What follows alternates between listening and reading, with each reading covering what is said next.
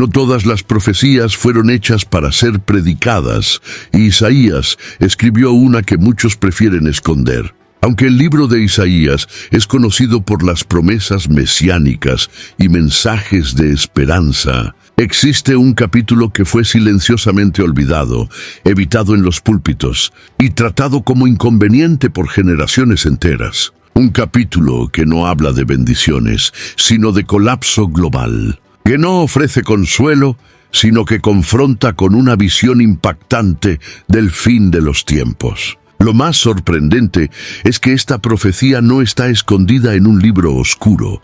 Está bien allí, en el corazón de uno de los profetas más leídos de la Biblia. Pero, ¿por qué tantos evitan hablar de ella? ¿Qué hay de tan perturbador en estas palabras para que sean ignoradas por siglos? Antes de que el mundo silencie voces, como la de Isaías una vez más, asegúrate de que seguirás escuchando aquello que pocos tienen el coraje de decir. Aquí, la verdad no está filtrada. Inscríbete en el canal y camina con quienes no desvían los ojos de las profecías que aún arden. Entre los capítulos más misteriosos del libro de Isaías, hay una secuencia de visiones que, por siglos, inquietaron a estudiosos y teólogos. Aunque Isaías es ampliamente conocido por anunciar la venida del Mesías, pocos se apegan a la dimensión escatológica de sus palabras. En el capítulo 13, por ejemplo, hay un cambio abrupto en el tono. El profeta, antes orientado al consuelo de Judá y a la denuncia de las injusticias sociales, comienza a describir un escenario global de terror, juicio y colapso cósmico. Este pasaje se ignora frecuentemente en los púlpitos y en comentarios devocionales, ya que su contenido es demasiado perturbador para ser tratado con ligereza. El lenguaje utilizado allí no se limita a una crítica local a la antigua Babilonia, sino que sugiere una intervención divina de escala universal.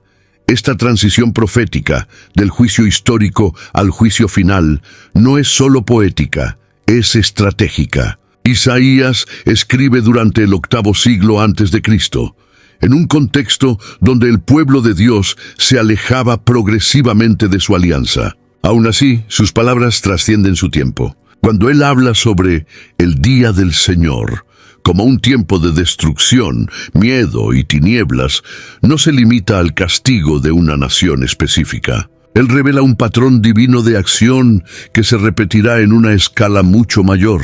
Este día del Señor, que también aparece en libros como Joel, Sofonías y Apocalipsis, marca el fin de una era de impunidad y el comienzo de un juicio que no podrá ser evitado. El enigma está precisamente en cómo estas palabras han sido tratadas a lo largo de los siglos. La mayoría de las tradiciones religiosas ha preferido concentrarse en los mensajes de esperanza, consuelo y restauración, elementos abundantes en Isaías. Pero el mismo libro que anuncia el nacimiento de Emanuel, en Isaías capítulo 7, versículo 14, es el que también proclama la furia divina contra las naciones rebeldes y la naturaleza. Al seleccionar solo los textos más suaves, generaciones enteras de líderes espirituales han dejado de lado avisos cruciales sobre el fin de los tiempos. La incomodidad con estos pasajes ha llevado a que muchas Biblias de estudio traten el capítulo 13 con superficialidad, ignorando las conexiones con otros textos proféticos.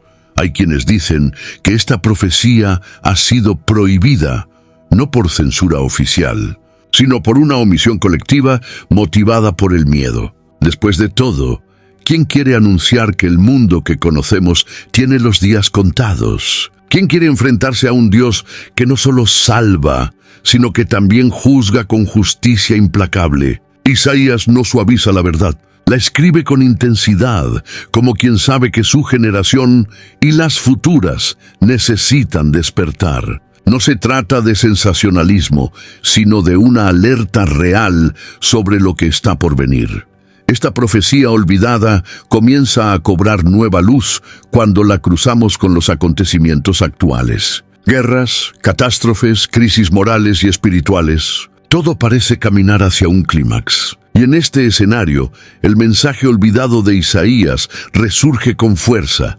Un tiempo está marcado, y ese tiempo no es indefinido. La pregunta que se impone es, ¿estaremos atentos a la voz que ecoa de las páginas antiguas o continuaremos ignorándola hasta que sea demasiado tarde? A lo largo de los siglos, diversos segmentos de la fe han optado por omitir, suavizar o reinterpretar la profecía encontrada en Isaías capítulo 13. En parte, esta actitud nació del miedo de causar pánico entre los fieles. En otra medida, fue motivada por intereses teológicos y políticos. El contenido del mensaje es devastador, un juicio que sacudirá los fundamentos del mundo, castigos inescapables y la expresión de la ira divina de forma intensa. Pastores, líderes religiosos e incluso estudiosos han preferido evitar estos pasajes para mantener una teología centrada solo en la misericordia, ignorando deliberadamente los atributos de justicia y santidad divina.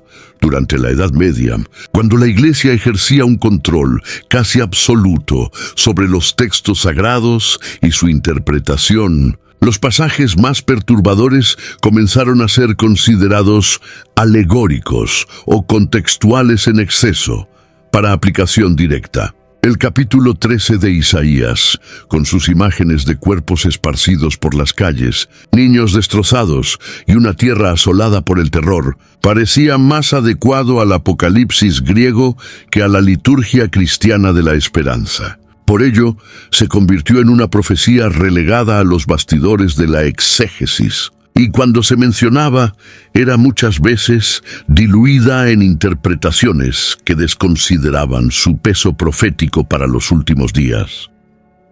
Pero el intento de silenciar no vino solo de dentro de la religión. Gobiernos autoritarios y sistemas filosóficos secularistas también vieron en estos pasajes una amenaza a su proyecto de control. La idea de que existe un Dios soberano, capaz de intervenir directamente en la historia y de destruir naciones enteras como un acto de juicio, es profundamente subversiva. Desestabiliza cualquier ideología basada en la autonomía humana absoluta. Esta profecía transforma al ser humano de dueño de su destino a súbdito de un reino eterno e incontestable. Esto es inaceptable para sistemas que quieren sustituir la fe por ideologías.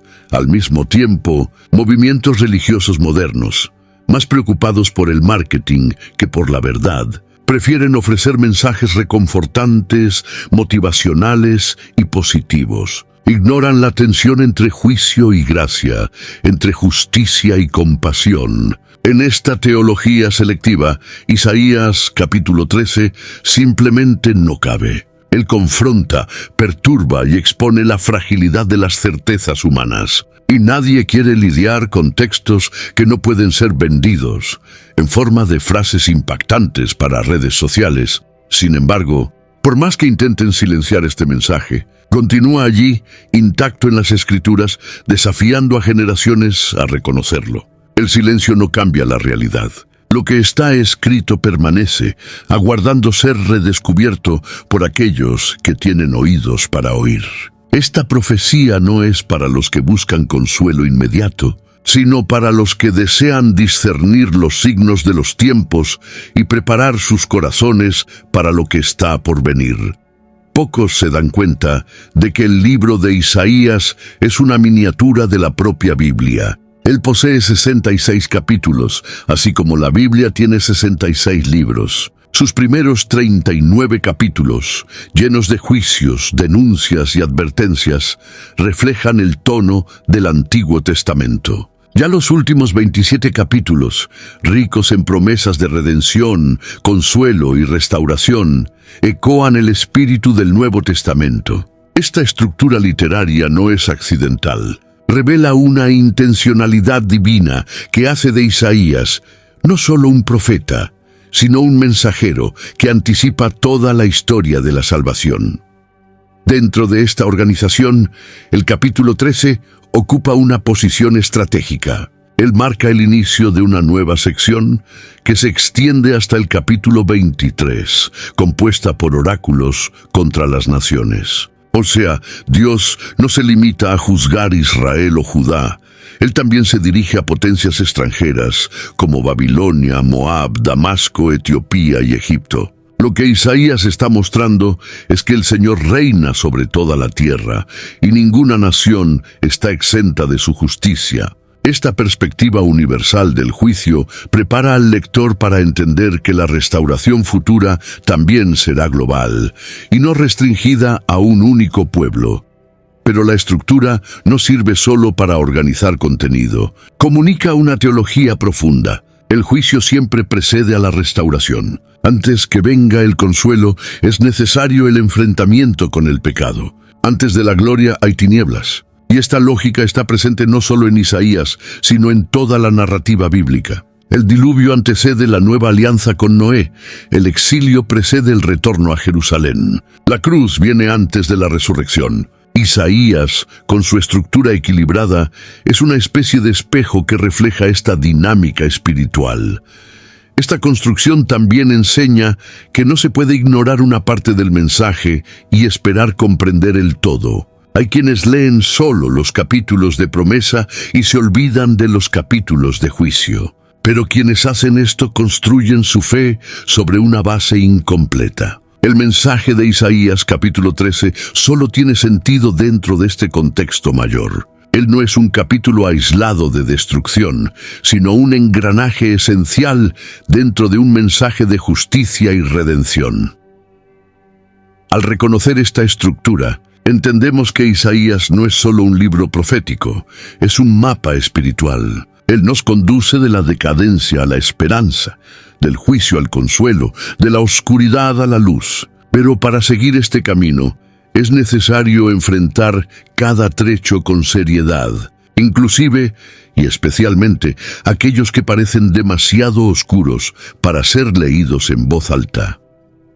Antes de avanzar hacia el punto más intenso de esta profecía, cuéntame aquí en los comentarios, ¿cuál parte de estas revelaciones de Isaías más llama tu atención hasta ahora? Me gusta ver cómo cada persona percibe algo diferente en estos textos antiguos.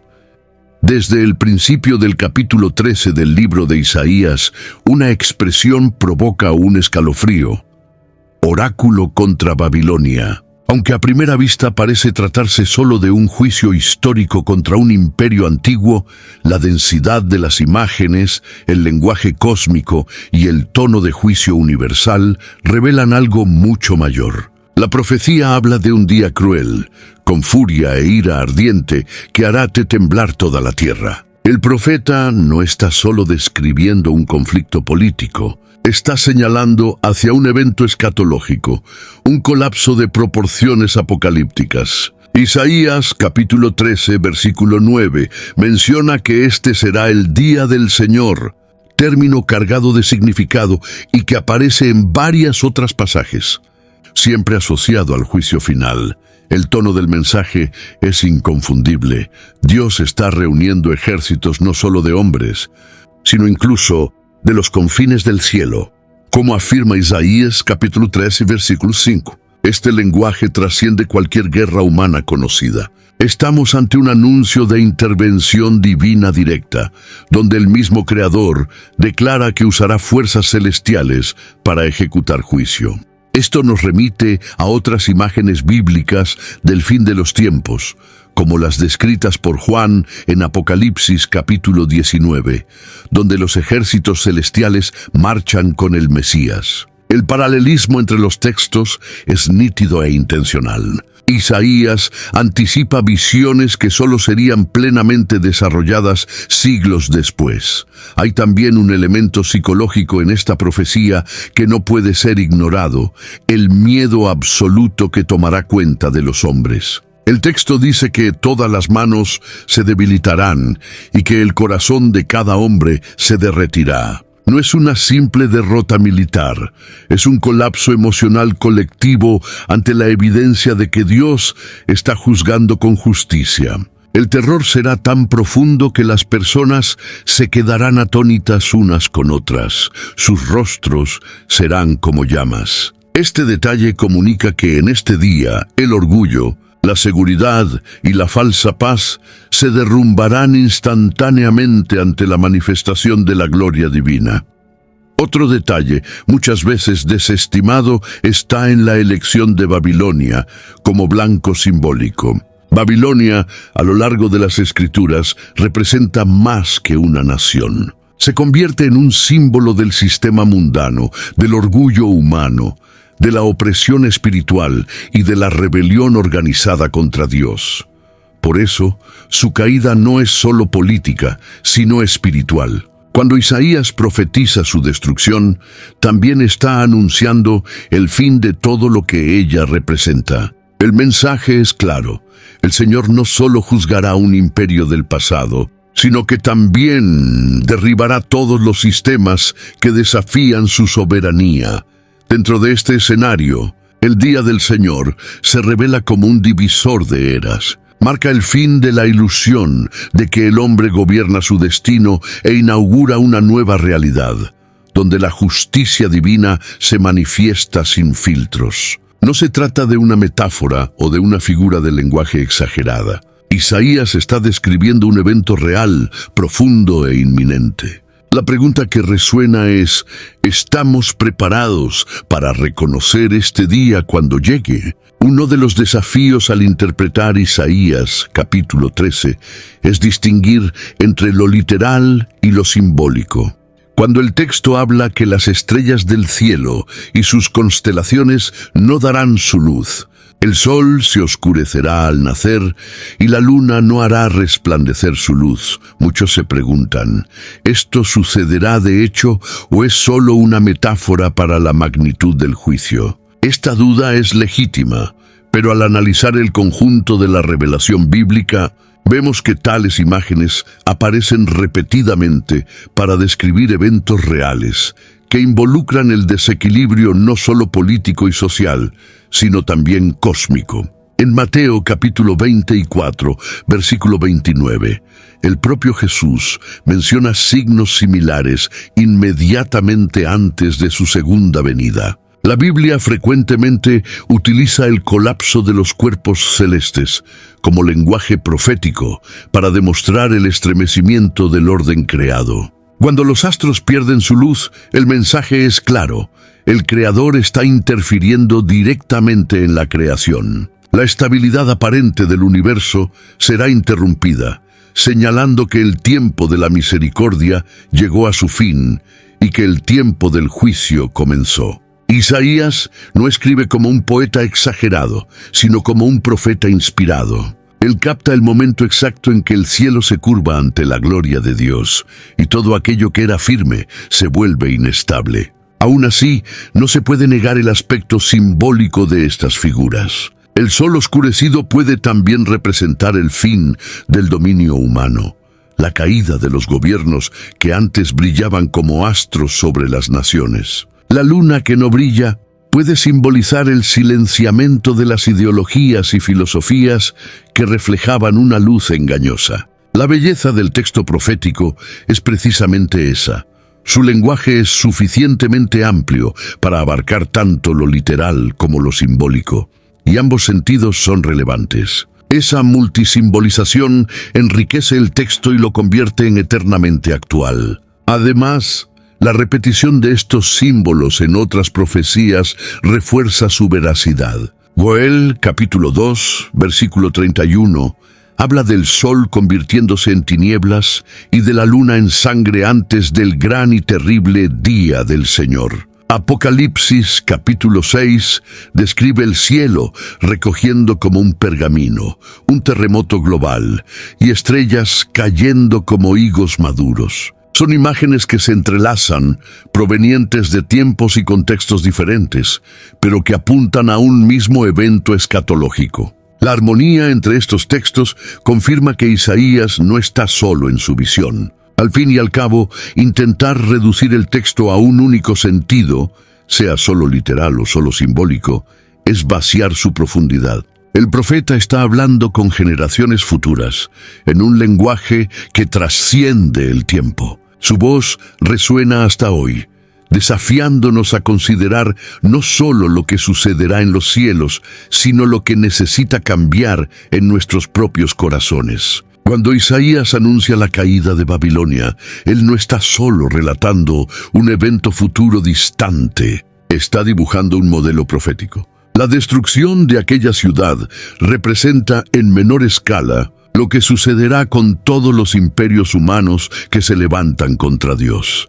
En Isaías capítulo 13, versículo 19, leemos que Babilonia será como Sodoma y Gomorra cuando Dios las destruyó. Esta comparación no es casual. Sodoma y Gomorra no fueron solo ciudades destruidas, fueron íconos del juicio divino sobre la impiedad. Al compararlas con Babilonia, Isaías conecta la historia pasada con el futuro escatológico. Babilonia fue símbolo máximo de arrogancia, opresión y falsa religión. Desde los tiempos de Génesis, con la Torre de Babel, la humanidad intenta construir sistemas para elevarse por encima de Dios.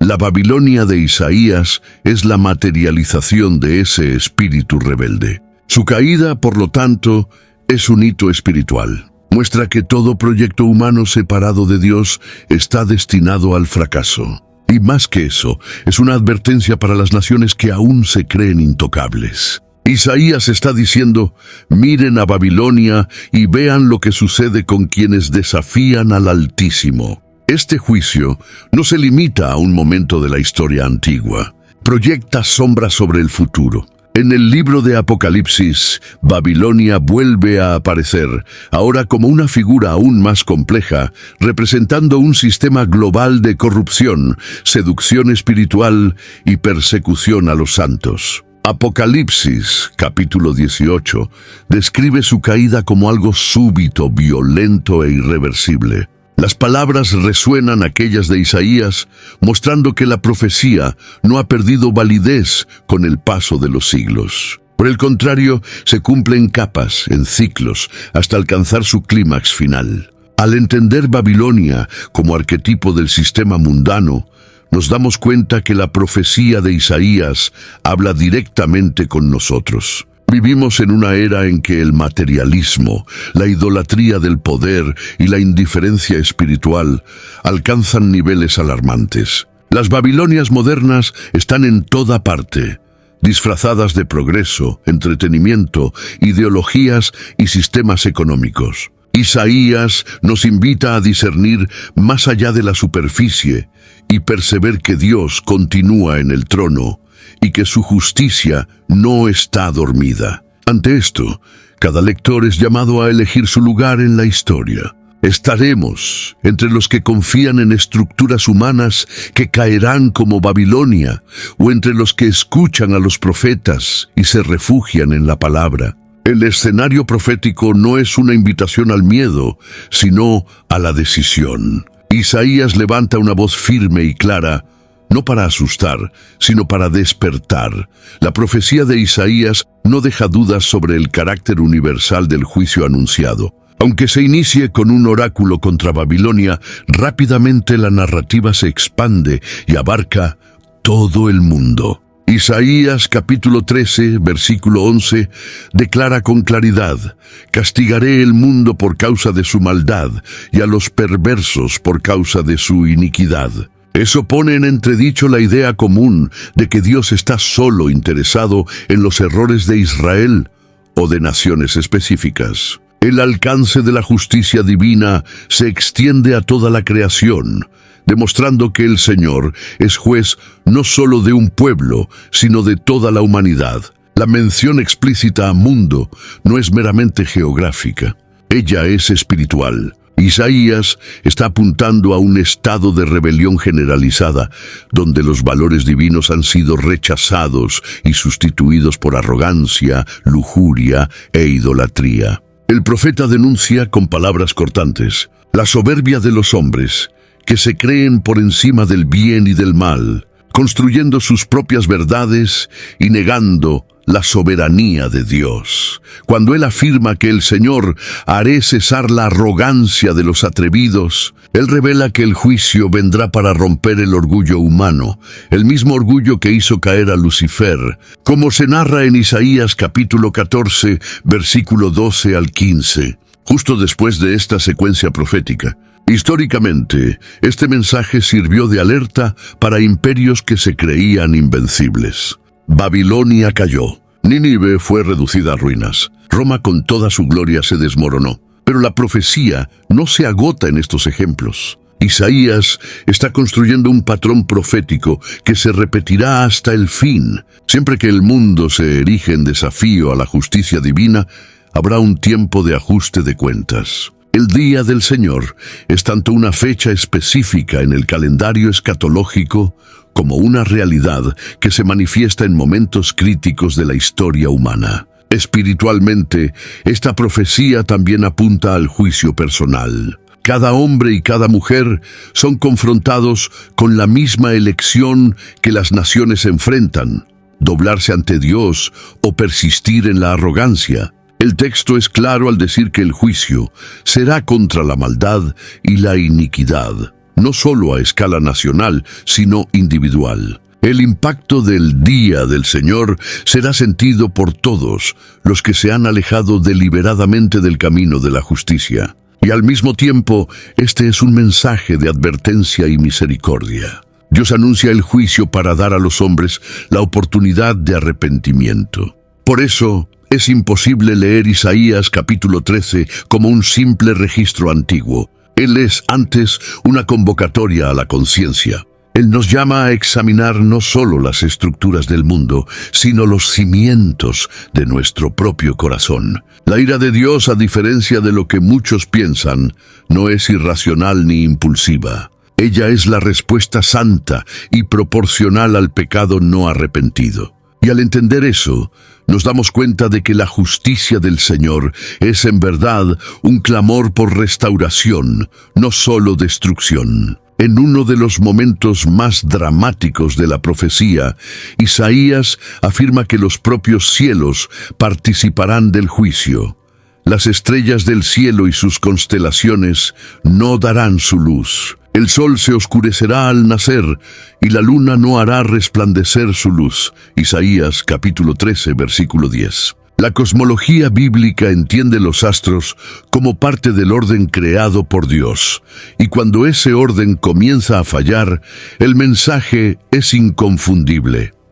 Algo profundo se está rompiendo. No es solo la Tierra la que está siendo sacudida, es el propio universo señalando que el Creador se está moviendo de forma definitiva. Estos fenómenos cósmicos aparecen en varios otros textos proféticos. En Mateo capítulo 24, versículo 29, Jesús repite casi las mismas palabras, indicando que estos signos celestes precederán su segunda venida. El lenguaje de Isaías, por lo tanto, no es aislado ni meramente poético. Se conecta con una tradición profética sólida, donde el cielo funciona como el escenario de la manifestación divina. Las luces que guiaban a los hombres, sean físicas o simbólicas, se apagan, porque la única luz que permanecerá será la gloria del propio Dios. El eclipse del sol y la oscuridad de la luna también llevan significados espirituales.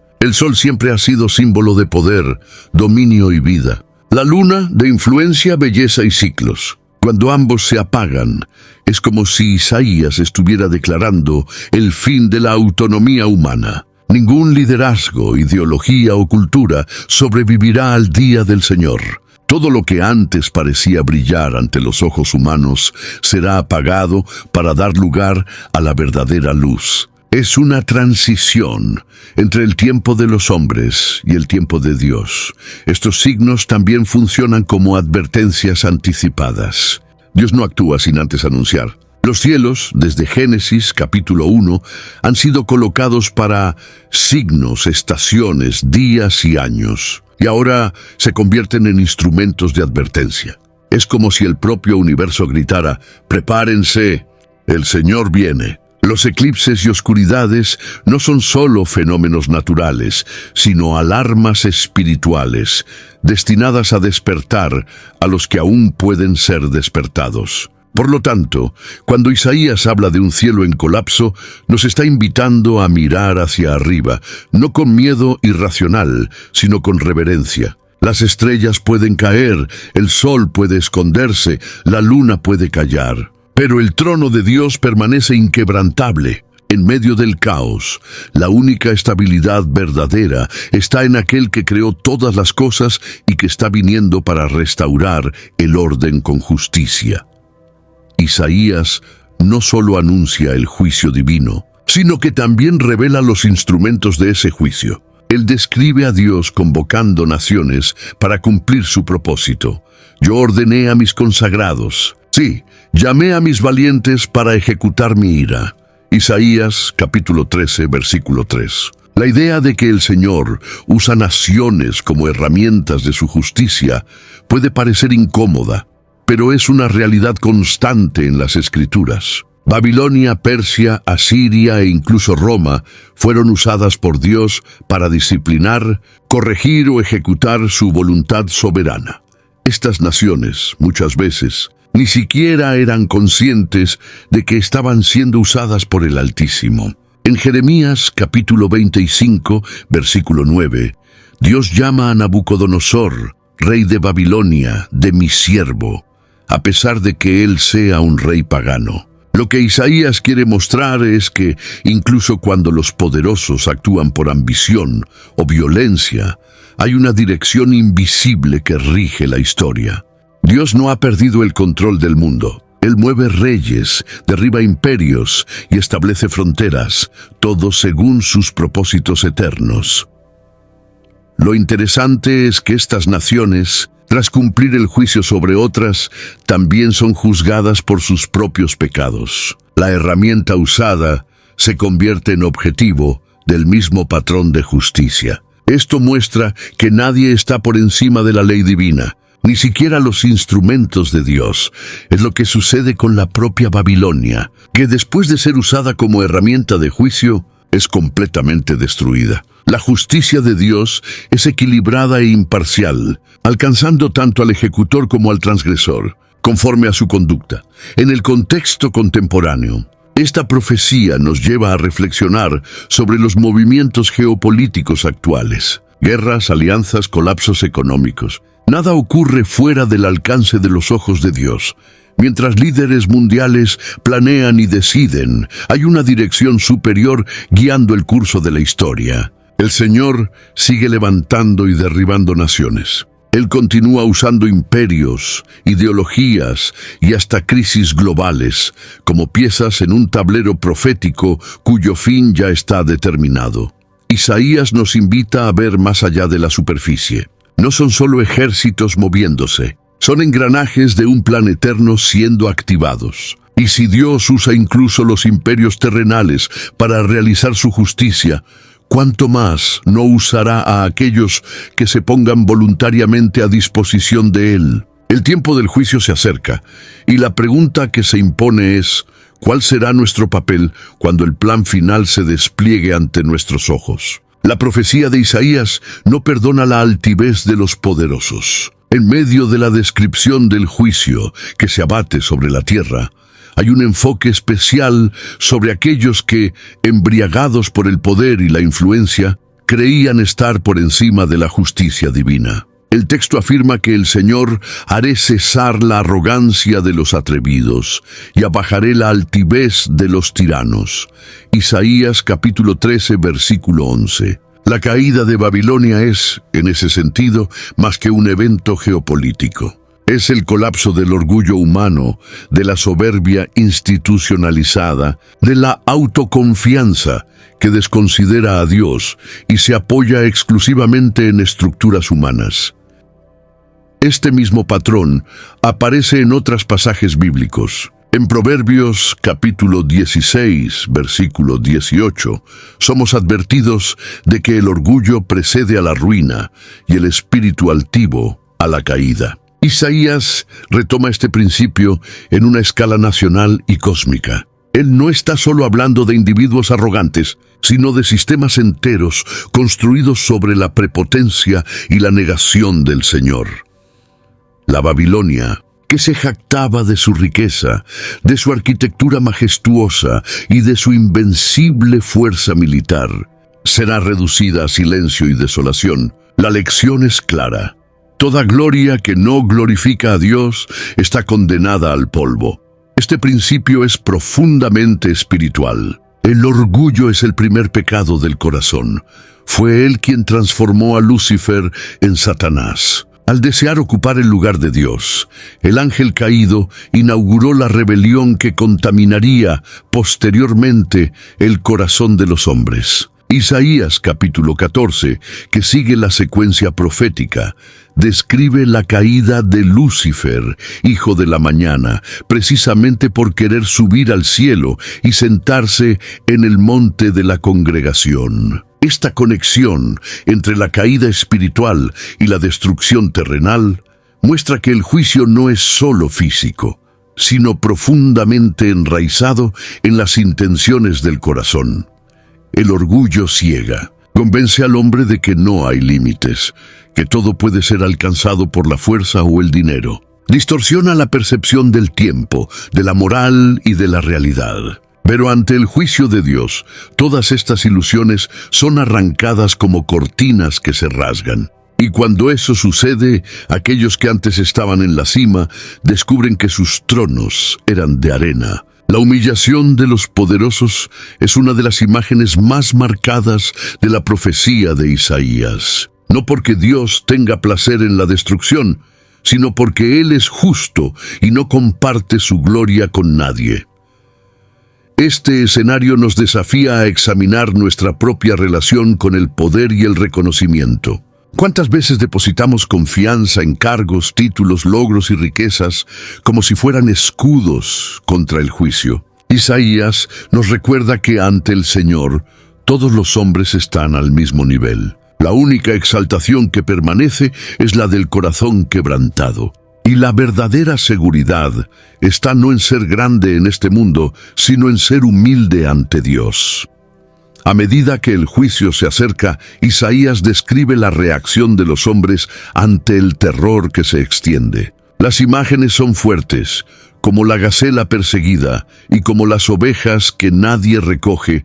Cada uno se volverá a su pueblo y cada uno huirá a su tierra. Isaías capítulo 13, versículo 14. El lenguaje transmite desesperación y total desamparo. Las estructuras sociales, las alianzas políticas, los pactos de protección, todo colapsa. Los refugios construidos a lo largo de siglos se muestran inútiles. La seguridad ofrecida por ejércitos, riquezas y tecnología se disipa como humo al viento. Esta imagen dialoga directamente con el Salmo capítulo 127, versículo 1. Si el Señor no guarda la ciudad, en vano vigila el centinela. El texto deja claro que ningún esfuerzo humano puede sustituir la protección divina. En tiempos de juicio, los refugios físicos se convierten en trampas y los muros más altos se desmoronan ante la mano del Todopoderoso. Lo que Isaías denuncia no es solo la inutilidad de las fortalezas externas, sino la quiebra de un modelo de vida basado en la autosuficiencia. La reacción instintiva de los hombres será la huida. Huirán no solo del peligro, sino de la verdad. Volverán cada uno a su tierra, buscando lo que les era familiar, con la esperanza de encontrar algún tipo de estabilidad. Pero ese regreso no es un retorno al hogar en el sentido emocional.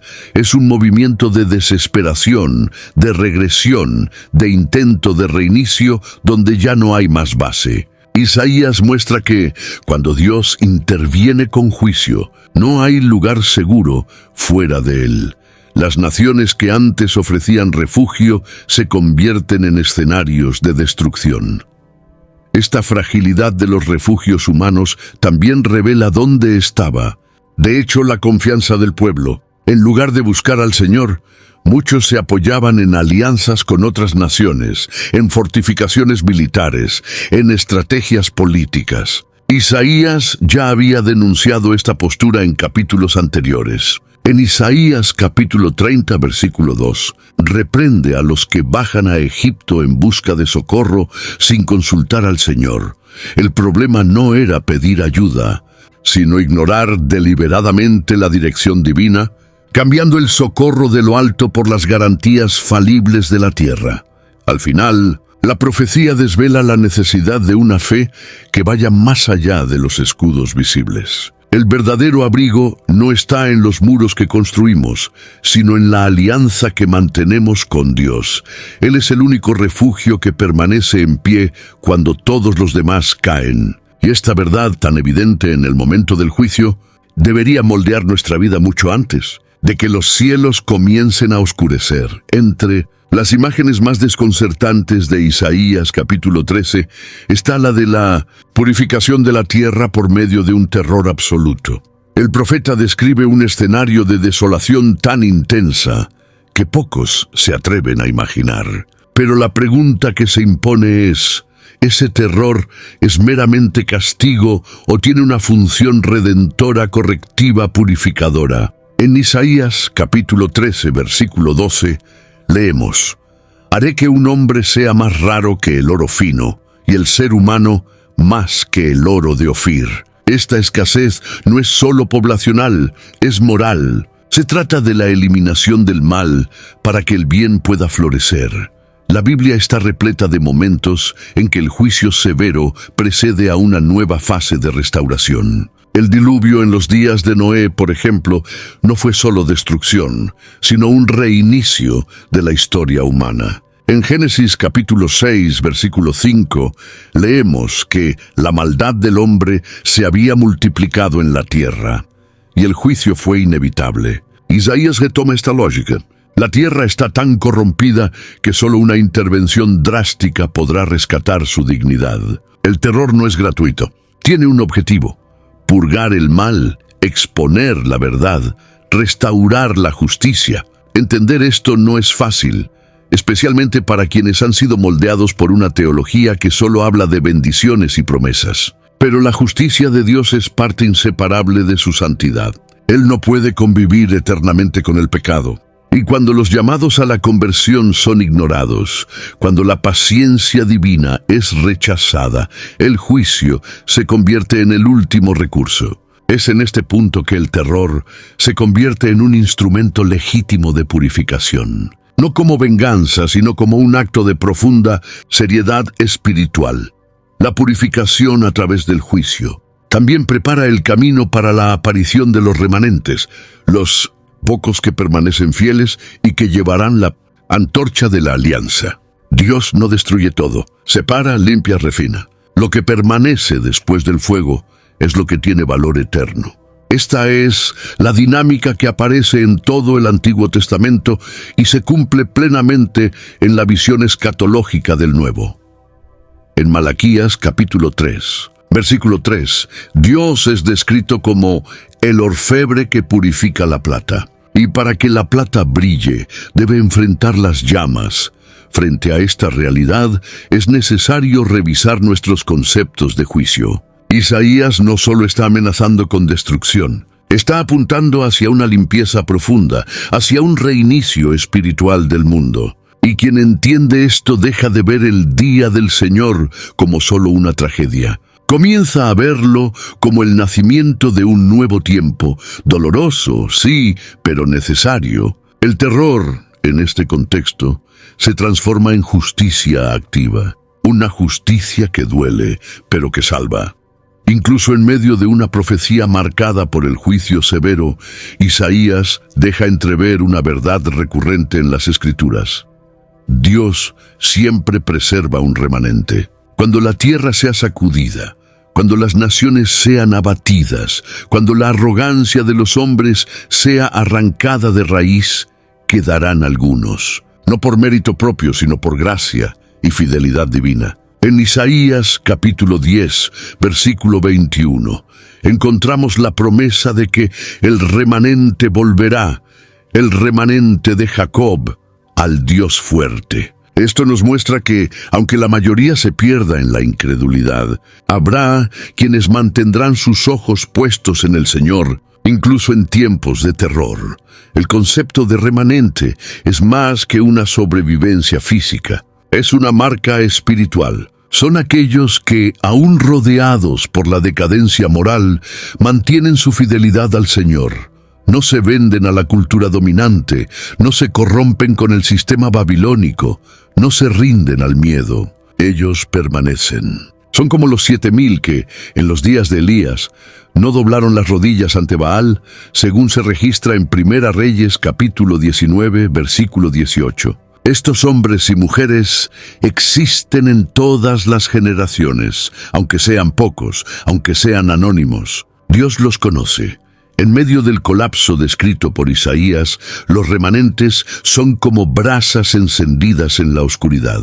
No escapan por suerte o por una ubicación geográfica privilegiada. Escapan porque tienen un pacto con el Altísimo. Han sido refinados en el fuego de la obediencia, sostenidos por la esperanza en días en los que la fe parecía morir. Y es sobre estos pocos que Dios construirá lo nuevo. El juicio no es el fin de la historia. Es el inicio de una nueva etapa, y los remanentes son los cimientos espirituales de esa reconstrucción. Isaías sugiere que estos fieles no solo sobrevivirán, sino que brillarán. En medio del caos serán señales de que Dios aún reina, aún se preocupa, aún actúa. No vivirán como espectadores del juicio, sino como testigos vivos de la fidelidad divina. Y aquí hay una lección profunda. Mientras muchos invierten todas sus fuerzas en protegerse físicamente, los remanentes entienden que su seguridad está en la alianza, en la fidelidad y en la integridad ante el Señor. Este mensaje, aunque sutil en el capítulo 13, resuena fuertemente a lo largo de toda la Biblia. Al final de cuentas, no se trata solo de escapar de la destrucción, sino de ser parte de lo que Dios preserva para un propósito mayor. Los remanentes no son elegidos porque sean perfectos, sino porque, ante todo, eligieron no abandonar al Señor. Y en esa elección silenciosa, pero poderosa, se cumple la promesa de que Dios no desprecia a quienes le temen y le buscan con corazón sincero. Al mismo tiempo que Isaías describe con detalle el juicio que se abatirá sobre la tierra, también es el profeta que más claramente anticipa la venida del Mesías. Esta tensión entre destrucción y redención, entre ira y esperanza, recorre todo el libro. La profecía del capítulo 13 no está aislada de este panorama más amplio.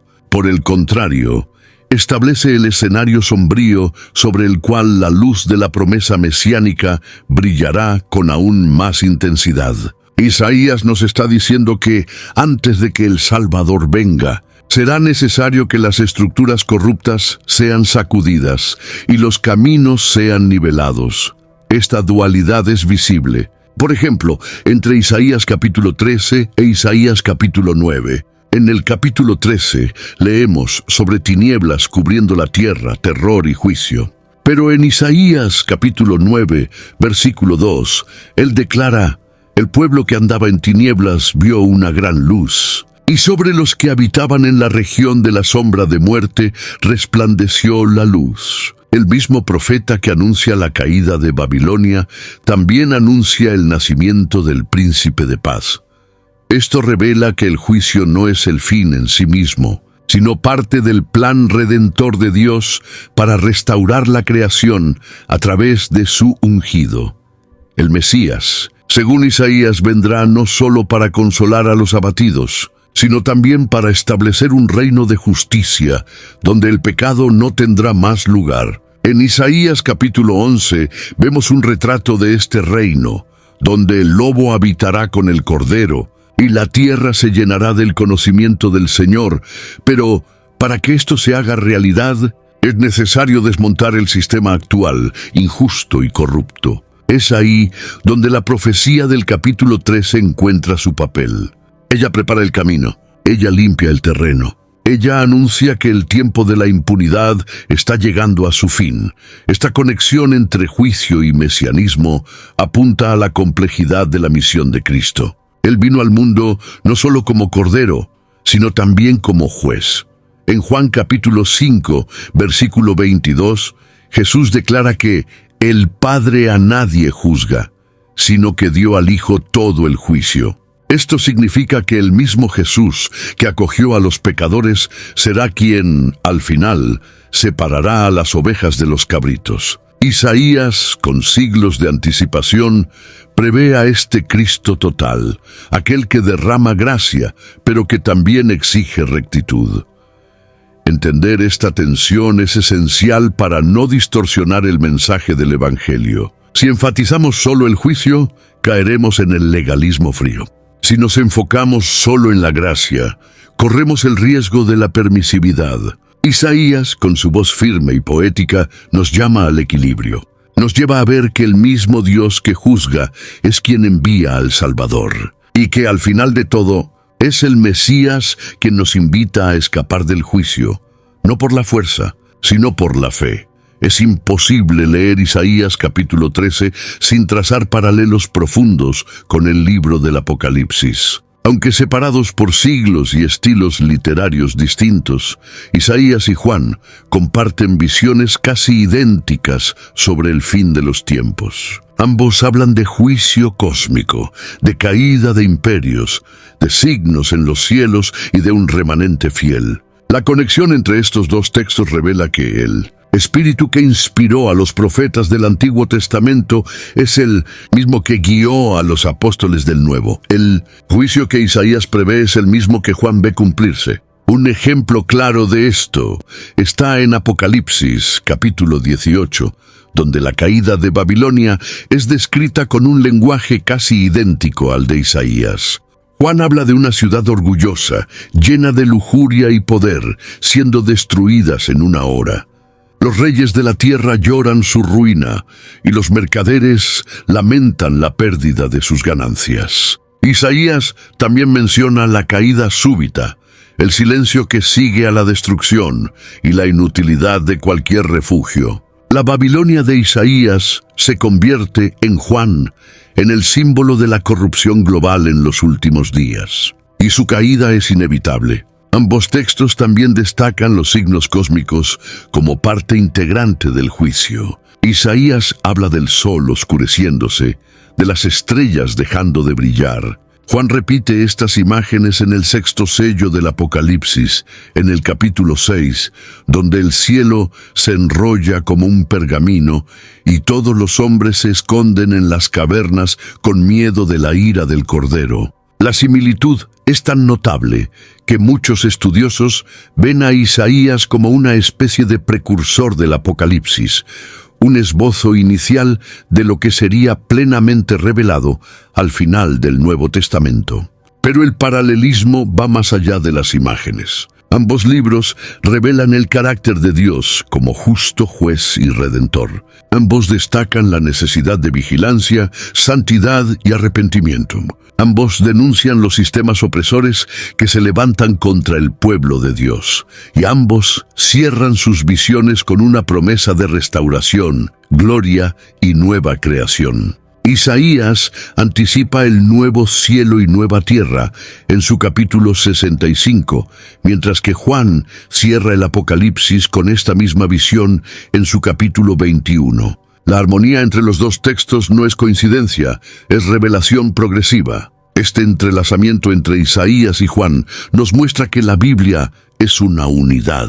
El plan de Dios se desarrolla en etapas, pero sigue una misma dirección. Al estudiar Isaías capítulo 13 a la luz del Apocalipsis, entendemos que no estamos tratando con fragmentos inconexos, sino con piezas de un mismo rompecabezas divino. Y esta visión nos da claridad, sobriedad y esperanza. Pues si el fin se acerca, es porque la redención también está a las puertas. A lo largo de los siglos, el contenido de Isaías, capítulo 13, ha sido leído con ojos puestos en el pasado.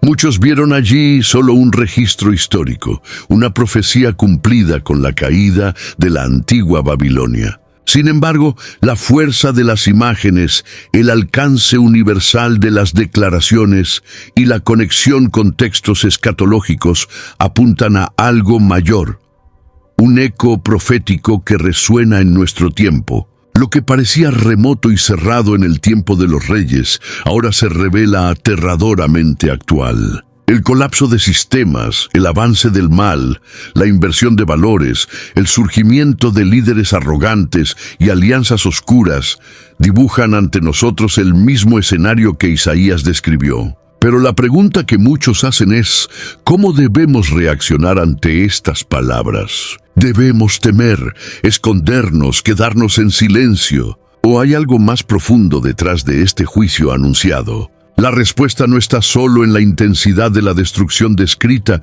sino en el propósito de esta revelación. Cuando el Señor levanta un profeta para hablar de juicio, Él no está solo anunciando el fin, está ofreciendo un tiempo de preparación. En Amós capítulo 3, versículo 7, está escrito: «Ciertamente el Señor Dios no hará cosa alguna sin primero revelar su secreto a sus siervos, los profetas». La profecía es, por lo tanto, una prueba de la misericordia divina. En nuestros días, la profecía de Isaías se convierte en un espejo. Denuncia no solo los pecados de imperios antiguos, sino la frialdad espiritual, la idolatría disfrazada, la arrogancia moral de una generación que se ha alejado del Creador. Es imposible ignorar los paralelos. Cuando Isaías habla de la escasez de hombres justos, señala a una crisis de carácter que también enfrentamos. Cuando menciona los signos en los cielos, encontramos ecos en los fenómenos naturales y en el clamor de la propia creación. Según Romanos capítulo 8, versículo 22, que dice que toda la creación gime y soporta angustias hasta ahora. Aún así hay consuelo. Pues la misma profecía que anuncia el día del Señor también prepara el corazón para la aparición de la gloria del Señor. Los que tienen oídos atentos no serán sorprendidos. Los que permanecen firmes no serán destruidos. En medio de la turbulencia, la voz del profeta sirve como lámpara que guía los pasos en la oscuridad. No es una palabra de desesperación, sino de dirección. La profecía no paraliza. Ella despierta, y este despertar es el primer paso hacia la salvación. Isaías capítulo 13 no es una invitación al pánico, sino a la vigilancia. Llama a los atentos a reconocer los signos, a discernir los tiempos y a buscar refugio no en sistemas humanos, sino en el Señor. El juicio que se acerca no es solo destrucción, es un llamado final al arrepentimiento, a la santidad y a la esperanza viva en aquel que vendrá para restaurar todas las cosas.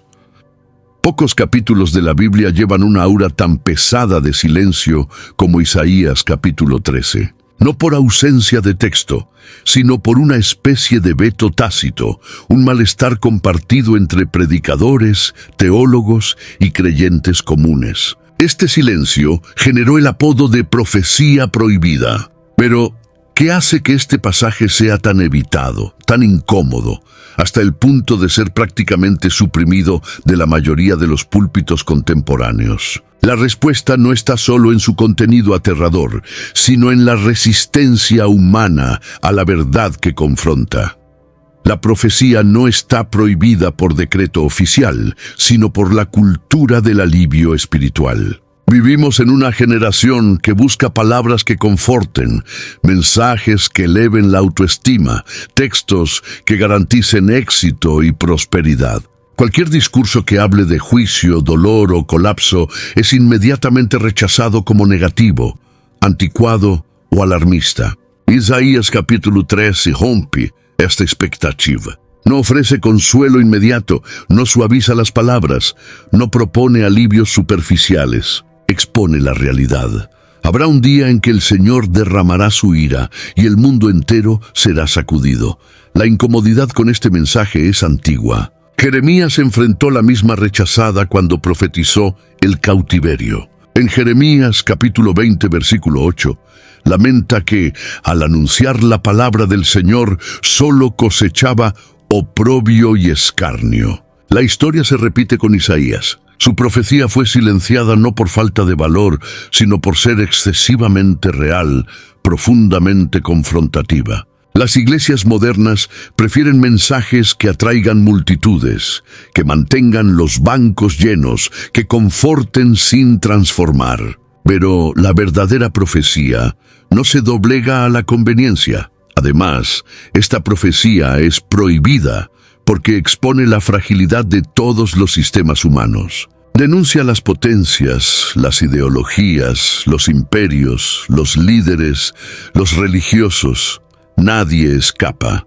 Es una profecía que no perdona, y por eso es incómoda. Exige un posicionamiento. O te rindes al Dios que juzga con justicia, o insistes en desafiar el cielo hasta ser aplastado por el peso de la verdad. No hay término medio, y eso es algo que pocos están dispuestos a escuchar en estos días. Sin embargo, esta prohibición velada no puede silenciar la voz del Espíritu. Los tiempos en que vivimos exigen que Isaías, capítulo 13, vuelva a ser proclamado. No por deseo de causar miedo, sino por necesidad de despertar. Esta profecía necesita ser rehabilitada, redescubierta y anunciada con valentía. Porque solo aquellos que conocen la advertencia podrán prepararse para el día en que el cielo se oscurezca y el Señor se levante con poder y gloria. El silencio sobre el juicio es la antesala del colapso espiritual. Y romper este silencio es un acto de fidelidad a la verdad eterna. Después de todo lo que se ha dicho, de las imágenes aterradoras del juicio, de la caída de Babilonia, de los signos en los cielos, de los remanentes preservados y del Mesías prometido, queda una pregunta inevitable. ¿Qué harás con esta revelación? Isaías capítulo 13 no es solo una narrativa profética, es un llamado personal, una alerta que atraviesa los siglos y desemboca directamente en nuestras conciencias. La intención del texto no es solo informarnos, sino posicionarnos. No pide interpretación teológica, exige respuesta de vida. A lo largo de las Escrituras, Dios siempre alertó a su pueblo antes de actuar. En Ezequiel capítulo 33, versículo 6, está escrito que si el atalaya ve la espada venir y no toca la trompeta, la sangre será requerida de sus manos. Isaías actuó como un atalaya. Vio lo que muchos no querían ver y tuvo el valor de anunciar lo que pocos querían escuchar. Y ahora el eco de esa trompeta llega hasta nosotros. No podemos fingir que no escuchamos. No podemos tratar esta palabra como solo otro contenido religioso. Es urgente, es seria, es real. Vigilar, por lo tanto, es más que observar los eventos a nuestro alrededor. Es examinar el corazón, es purificar la mente. Es alinear los pasos con la voluntad de Dios. La vigilancia exigida por Isaías es interior y exterior. Interior, porque exige un profundo arrepentimiento. Exterior, porque nos llama a estar atentos a los movimientos espirituales del tiempo. En Mateo capítulo 24, versículo 42, Jesús alerta: «Vigiai pues, porque no sabéis a qué hora ha de venir vuestro Señor». La vigilancia es, por lo tanto, una disciplina de quien entiende la seriedad del tiempo profético. Este llamado a la vigilancia también es una invitación a la acción. No podemos ser solo consumidores de contenido bíblico. Necesitamos convertirnos en proclamadores de la verdad. La profecía de Isaías debe movernos a predicar, a interceder, a preparar nuestros hogares y nuestras comunidades para un tiempo que se aproxima con fuerza. Necesitamos romper el silencio, reavivar la llama de la santidad y vivir de forma que el día del Señor no nos encuentre durmiendo, sino de pie fieles con las lámparas encendidas. Al final, la profecía no es solo sobre el fin, es sobre elecciones.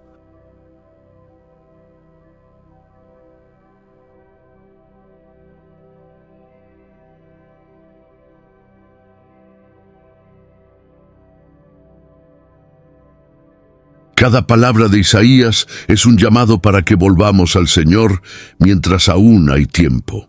Y ahora que conoces esta profecía prohibida, no puedes ignorarla. El cielo ya ha comenzado a susurrar señales. Las naciones están en ebullición. La oscuridad se espesa, pero aún hay luz, aún hay esperanza. La pregunta que resuena no es solo qué sucederá con el mundo. La pregunta es, ¿qué sucederá contigo cuando llegue el día del Señor? Hay verdades que no pueden ser guardadas en silencio. Si este video trajo luz sobre algo que muchos prefieren callar, deja tu comentario aquí. Comparte con quien aún no ve lo que está por venir. Y si sientes que ha llegado la hora de escuchar lo que realmente importa, suscríbete. El tiempo de la omisión ha terminado.